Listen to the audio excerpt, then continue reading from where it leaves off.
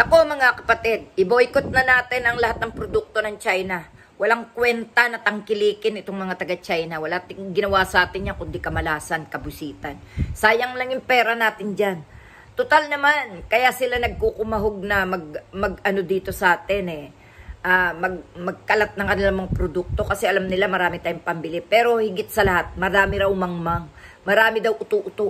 Marami daw hindi marunong tumingin ng matibay at ng mahina, no? And dami naman talaga yung mga bumoto nga ng presidente, mga usbaw di ba? Mga tanga, hindi marunong pumili. So kaya tayo, tinatanga rin tayo ng mga animal na yan. Kasi nga, dami dito, dami. Alam nyo mga kapatid, kundi lang marunong magpatanga yung mga kasamahan nating Pilipino, hindi tayo pwedeng tatanga-tangahin lang pero tayo, hindi naman tayo tanga kasi lumalaban tayo.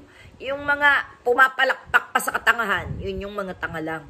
At alam nyo mga kapatid, si Duterte daw tatakbong senador sa 2025. Sa palagay nyo ba nararapat pang iboto yung ganyang klase ng tao? May kaso nga yan sa ICC Bakit kailangan niya na makapasa pa sa pagtakbo bilang senador? Magiging kanlungan lang niya ang Senado para wag siya damputin ng ICC. Nako, hindi nyo na dapat yan ibinoboto ang mga Duterte kahit sino sa kanila.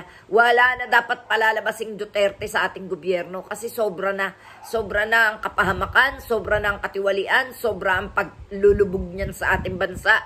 Bakit pa? Ano pa ang hahabulin ng mga boboto dyan? Kayo mga usbaw na DDS, boboto pa kayo kay Duterte? Ano ang ipinakain sa inyo ni Duterte? Kawalang hiyaan, no? Ako nga, napamanahan ng pagmumura Kaya nga ginagamit ko sa inyo yung minana ko hindi sa matitino, sa inyo lang. Kasi kayo, gusto nyo yung palamura, kaya kayo ang aking minumura. Kaya wag ninyo akong kinakalaban. Dahil hindi nyo mapapahinto si Aling Marie sa pagsigaw ng katotohanan. Sapagkat ako ay talagang hindi natutuwa sa gawain ng mga umuupo sa gobyerno. Lalo na yan si Duterte at si Marcos. Si Marcos, duwag. Si Duterte, matapang daw. Pero, gumagamit ng tao sa pagiging matapang. Hamunin mo naman ang one-on-one. Ayaw naman lumaban. Gaya ng ginawa ni Kuya, nung isa nating vlogger dyan at commentator, di ba?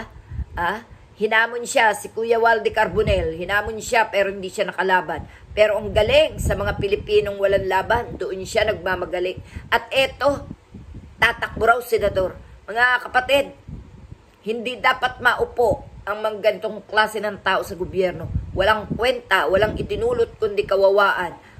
Walang dinulot kundi takot sa mamamayan, no? Kaya takot, ibang klaseng takot. Hindi naman natakot ang mamamayan dahil gumagawa sila ng mali Natatakot sila dahil isang hudlum, isang mamamatay tao ang kanilang kinatatakutan. Pero hindi sila natatakot na gumawa ng katarantaduhan bagkus ginagaya pa nila. Yan po mga kapatid ang kanilang namana dito. So, una, i-boycott ang mga produkto ng China. Pangalawa, huwag na hayaan na makaupo pa sa gobyerno ang Duterte sa mga susunod na eleksyon. Hindi na po dapat mga kapatid. Madala-dala na po tayo sa mga pangyayari. Lubog ng ating bansa. Harapin nila ang mga kaso nila sa ICC. Huwag nila gawing taguan ang Senado. Ang Senado ay sagrado para sa matitino na senador. Kaya kung pwede lang, lahat ng pasaway sa Senado, huwag nang paupuin sa susunod na eleksyon. Walang kwenta mga yan. Hindi na dapat. At bantayan ang COMELEC dahil ang COMELEC ang talagang isa ring nagpapahamak sa bansa. Ipinapanalo ang mga hindi dapat na panalo. Kaya mga kapatid, laban. Laban lang tayo Kayo mga usbaw, kayo mga pulangaw, kayo mga DDS. Kung samba kayo kay Duterte at sa China, bahala kayo sa buhay nyo. Wala kaming pakialam. At kung iboto nyo uli ang mga Duterte, wala kaming pakialam. Pero, sasabihin ko sa inyo ang katotohanan. Mulat na ang mga mata ng mga kababayan ko na nakapag-isip na ng katinuan para sa bayan. Yan lang ang masasabi ko. Kaya kayo mga pulahan, kayo mga DDS, kawawa naman kayo. hinihila kayo pa impyerno ng mga ibinoboto nyo. Salamat mga kapatid.